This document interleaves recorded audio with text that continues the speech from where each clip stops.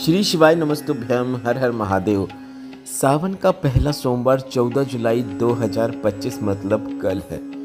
इस सावन के पहले सोमवार के 3 पार्ट के वीडियो आने वाले हैं, जिसमें गुरुजी पंडित प्रदीप मिश्रा जी ने सावन के पहले सोमवार में जितने भी उपाय करने को कहा है, वे सभी उपाय आपको उन वीडियो में देखने को मिल जाएंगे।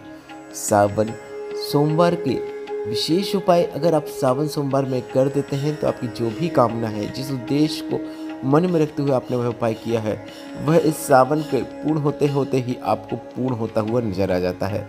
इसलिए सावन सोमवार का दिन बहुत विशेष होता है। इस दिन आपको गुरुजी पंडित प्रदीप मिश्रा जी के बताए यह विशेष उपाय करना है।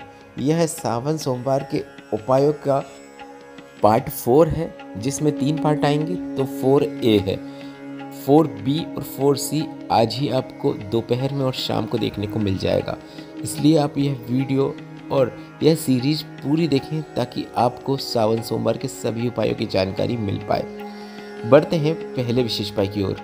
अभी हाल ही में कुछ महीने पहले पूर्ण हुई शिव पुराण कथा में गुरुजी पंडित प्रदीप मिश्रा जी ने सोमवार का एक ऐसा नियम बताया है, जिसे घर का कोई एक सदस्य भी करता है तो उसका लाभ घर के पूरे सदस्य को, पूरे परिवार को प्राप्त होता है। और यह उपाय जीवन में उन्नति प्राप्त करने के लिए किया जाता है, क्योंकि अगर आप जीवन में उन्नति देखेंगे तो आपको जीवन में कभी भी कर्ज देखने को नहीं मिलेगा। आप जीवन में हमेशा धन प्राप्ति, लक्ष्मी वृद्धि ही देखने वाले हैं, क्योंकि उन्नति की सीढ़ियाँ ही आप चढ़ते चले आएंगे। तो ऐसे में यह उपाय आपको गुरुजी ने विशेष रूप से यह कहा है कि आप यदि एक सोमवार भी कर देते हैं तो आपको इसका लाभ देखने को मिलता है। और आपको यह उपाय सावन के 4 जो सोमवार हैं इस वर्ष, चारों सोमवार में करना है। उपाय काफ़ी सरल है, आप करेंगे। आपको कैसे करना है आप वीडियो में देखकर समझ सकते हैं। सबसे पहले सुबह आपको भोलेनाथ के मंदिर में जाकर 2 कलश से जल एक साथ शिवलिंग पर श्री शिवाय नमस्तुभ्यम, नमः शिवाय या फिर ओम नमः शिवाय बोलते हुए अर्पित करना है। सावन में कावड़ जल शिवलिंग पे अर्पित करने का विशेष महत्व होता है, इसलिए हम आपसे 2 कलश से जल एक साथ शिवलिंग पे अर्पित करने को कह रहे हैं। सुबह 12 बजे के पहले आप शिवलिंग पर जल अर्पित कर दें। ध्यान रहे कि 2 कलश से जल आपको एक साथ शिवलिंग पे अर्पित करना है। इसके बाद दोपहर में 12 बजे के बाद आपको बेलपत्र के वृक्ष के नीचे जाना है। एक चावल का दाना बेलपत्र के वृक्ष की जड़ के पास अर्पित करना है और उस बेलपत्र के वृक्ष की आपको 7 परिक्रमा कर लेना है। अब कई लोगों का प्रश्न यह भी रहता है कि हमारे यहाँ जो बेलपत्र का वृक्ष है उसके पीछे दीवार है या फिर शिवलिंग रखा हुआ है, तो हम परिक्रमा नहीं ले सकते हैं, तो हम क्या करें। तो ऐसी स्थिति में आप अपने स्थान पर ही खड़े होकर गोल घूमते हुए आप इस उपाय को पूर्ण कर सकते हैं और आंशिक परिक्रमा ले सकते हैं। इसके बाद शाम के समय मतलब प्रदोष काल में सूर्य अस्त के 45 मिनट पहले से लेकर 45 मिनट बाद तक का समय प्रदोष काल कहलाता है। इस समय आपको एक दीपक बेलपत्र के वृक्ष के नीचे और एक दीपक भोलेनाथ के मंदिर में प्रज्वलित कर देना है। बेलपत्र के वृक्ष के नीचे जो दीपक प्रज्वलित करेंगे उसमें लंबी बाती का उपयोग करना है। घी या तेल जो आपको ठीक लगे उसका उपयोग कर सकते हैं। भोलेनाथ के मंदिर में आप जो दीपक प्रज्वलित करेंगे उसमें आपको गोल बाती का उपयोग करना है। वहाँ भी आप घी या तेल जो आपको ठीक लगे उसका उपयोग कर सकते हैं। बस इतना ही करना है। यह सावन सोमवार का सबसे विशेष नियम है जिसे आपको धारण करना है। यह सावन पूर्ण होते होते ही आपको जीवन में बहुत बड़ा बदलाव जरूर देखने को मिलेगा। बढ़ते हैं सावन सोमवार के दिन किए जाने वाले अगले विशेष उपाय की ओर।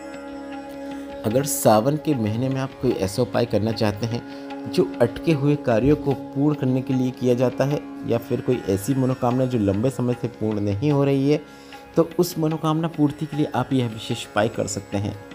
इस उपाय को करने के लिए आप एक बेलपत्र लेना है, थोड़ा सा लाल चंदन, थोड़ा सा पीला चंदन और थोड़ी सी शहद की आपको आवश्यकता होगी। बेलपत्र की जो 3 पत्तियां होती हैं उसमें से बीच वाली पत्ती में आपको पीला चंदन लगा लेना है। बची हुई दोनों पत्तियों में आपको लाल चंदन लगा लेना है।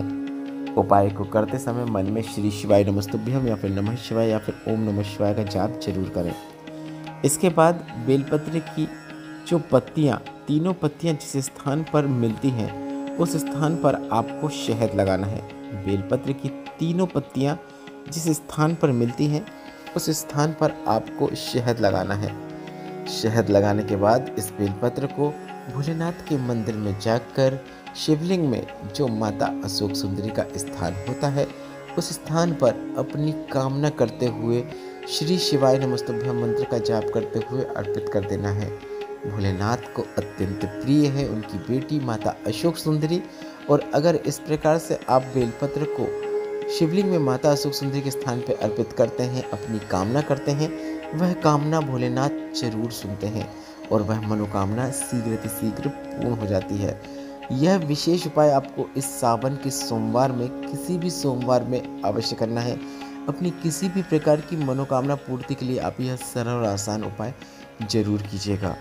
अब बढ़ते हैं सावन सोमवार के दिन किए जाने वाले अगले विशेष उपाय की ओर। बढ़ते हैं अगले विशेष उपाय की ओर, जो कि सावन के माह में किया जाने वाला एक मनोकामना पूर्ति उपाय है। इस उपाय को करने के लिए आपको 5 बेलपत्र की आवश्यकता होगी। 5 बेलपत्र में से पहली बेलपत्र शिवलिंग में जो माता अशोक सुंदरी का स्थान होता है वहाँ पे अर्पित कर देना है। बेलपत्र की डंडी जलाधारी की ओर होना चाहिए।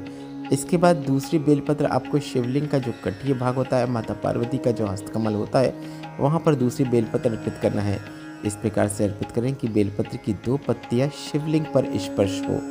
इसके बाद तीसरी बेलपत्र को आपको शिवलिंग के ऊपर श्री शिवाय नमस्तुभ्यम बोलते हुए अर्पित कर देना है। इस प्रकार से अर्पित करें कि बेलपत्र की डंडी जलाधारी की ओर होना चाहिए। इसके बाद चौथी बेलपत्र को आपको शिवलिंग में जलाधारी से जल जहाँ से नीचे गिरता है जमीन के उस भाग पे अर्पित करना है। यहाँ पे आपको इस प्रकार से बेलपत्र अर्पित करना है कि चिकना भाग आपको दिखाई दे। आप वीडियो में देखकर समझ सकते हैं इसमें आपने सीधी बेलपत्र अर्पित की है, और इसके पहले जितनी भी बेलपत्र आपने अर्पित की थी सभी बेलपत्र आपने उल्टी अर्पित की थी, पर यह चौथी बेलपत्र आपको सीधी अर्पित करना है। इसके बाद 5वीं और अंतिम बेलपत्र आपको नंदी भगवान के ऊपर अर्पित करना है, और नंदी भगवान के ऊपर भी बेलपत्र अर्पित करने का यही नियम है कि बेलपत्र को आपको सीधी अर्पित करना होता है। आप वीडियो में देखकर समझ सकते हैं।